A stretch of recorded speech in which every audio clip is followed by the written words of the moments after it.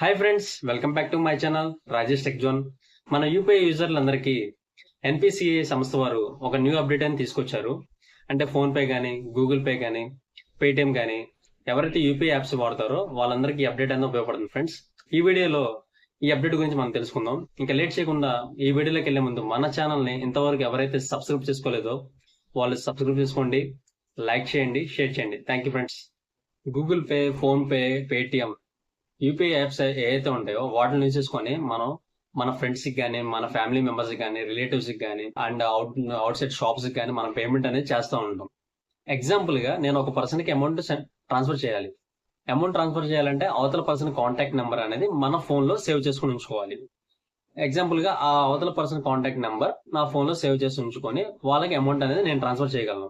But ఇప్పుడు వచ్చిన update ఏంటంటే అవతల పర్సన్ మొబైల్ నెంబర్ అనేది మన యాప్ లో ఎంటర్ చేయగానే వాళ్ళ బ్యాంక్ రికార్డ్స్ లో అవతల పర్సన్ నేమ్ ఏ విధంగా రిజిస్టర్ అయ్యి ఉందో ఆ ఒరిజినల్ నేమ్ అనేది ఇప్పుడు డిస్ప్లే చేయబడుతుంది ఫ్రెండ్స్.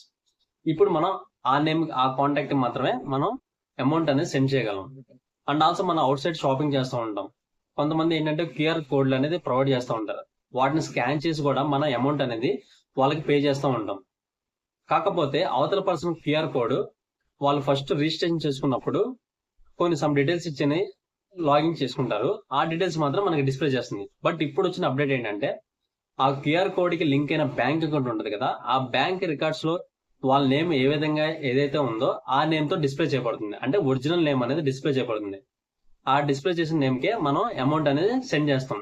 దీనివల్ల మనకి మెయిన్ బెనిఫిట్ అంటే సరైన వ్యక్తికి ఆ అమౌంట్ చెల్లిస్తున్నామో లేదా అనేది కూడా మనకి క్రాస్ చెకింగ్ చేసుకోవచ్చు. వాళ్ళకి వెళ్తుందో లేదో కూడా మనకి అర్థమవుతుంది.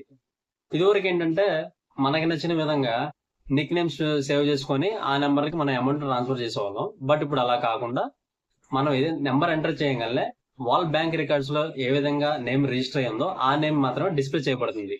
మనం వాటికి మాత్రమే అమౌంట్ అనేది ట్రాన్స్ఫర్ చేయగలం.